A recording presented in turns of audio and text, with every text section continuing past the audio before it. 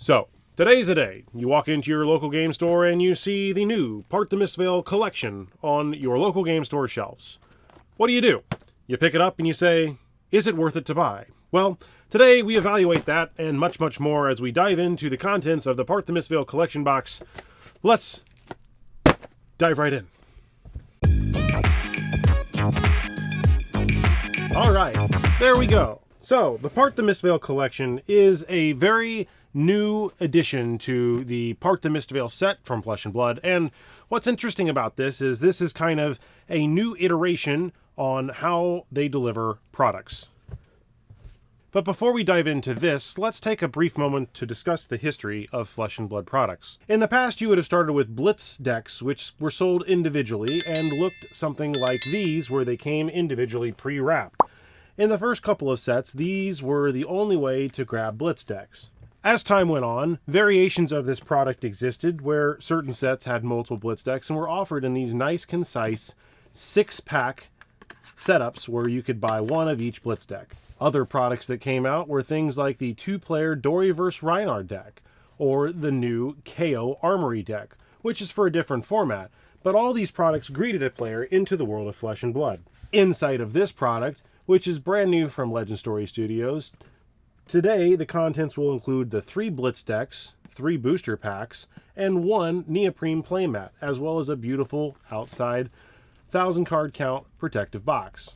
Let's go ahead and open this up and check out how the contents are laid out on the inside.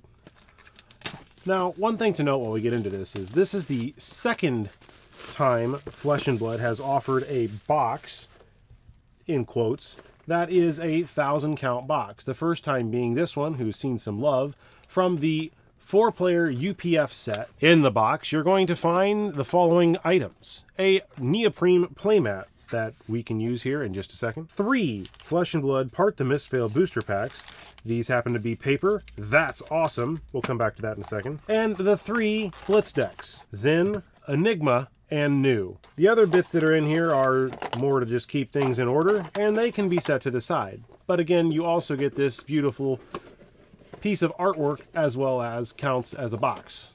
So don't discount that. This neoprene playmat, also included in this box, depicts Mysteria from Part the Mistveil, which is a location within the world of Wraith. Next up, we're going to look at the contents of the 3 Blitz decks, and then finish up by talking about these packs here and the overall products as I see them.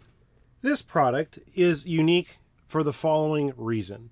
While this is not the first product that contains a neoprene mat and a nice box, it is the first product that contains booster packs alongside of the Blitz decks.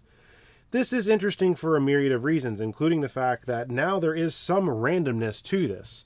Now, unlike Blitz decks of other sets, these Blitz decks do not contain any unique cards that cannot be found within the set itself. Let's go ahead and take a look real quick at what one of these Blitz decks look like. For this example, we're going to go ahead and pick on New, because that's the hero I played during my pre-release event. One item that you might have noticed that is missing from this deck is actually one criticism I do have for this product overall, and that is the lack of inclusion of card sleeves, because these decks include cards that are double-sided. And while it may be a minor grievance, it is still something to note. When opening these decks, you'll notice that the inner sleeve is inside of the box itself.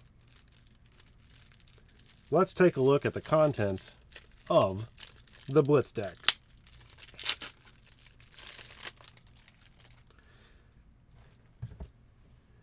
You get a rainbow foil of the hero. Let me first start by saying that this is an excellent product to get into play game of Flesh and Blood. Like, actually, much better than years before, and trust me, I pretty much own all of them up to this point. This product includes the 3 decks as you're seeing, and other items that we have discussed. And at the very end, a card indicating some tips and tricks as well as a difficulty factor for playing that. This is actually kind of nice for a new player.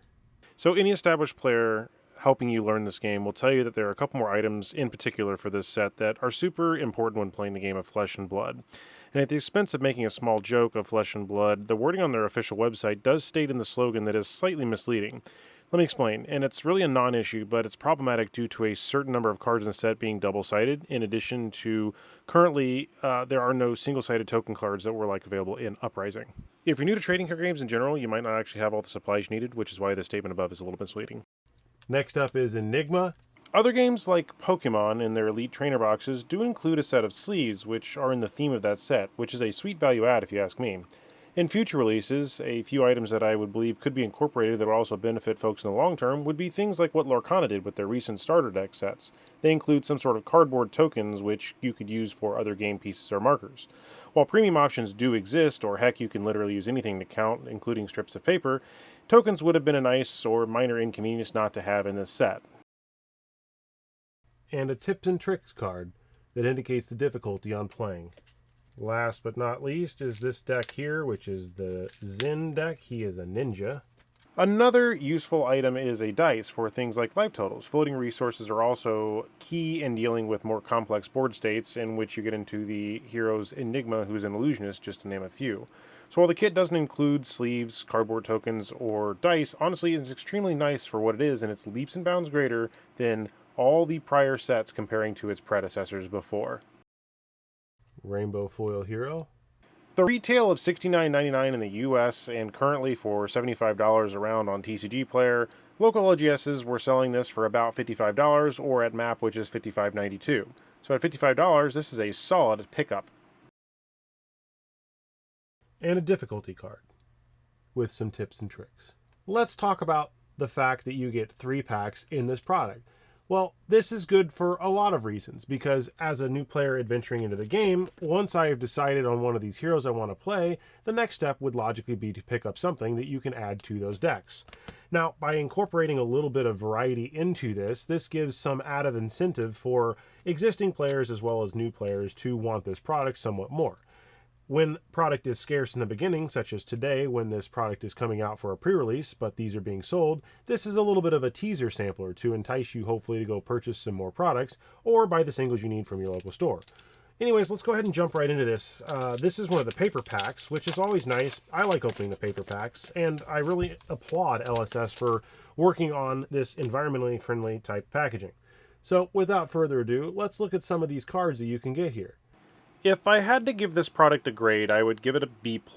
The only thing this product really is lacking, other than slightly higher price point from sets in the past, is that it doesn't include the card sleeves, which I've beat like a dead horse, and frankly are required to give this set any solid gameplay. Now, cards like Transcend, which flip over, do make it technically impossible to play this out of the box without any sleeves, but it's easy enough to grab those from your LGS, so don't be discouraged.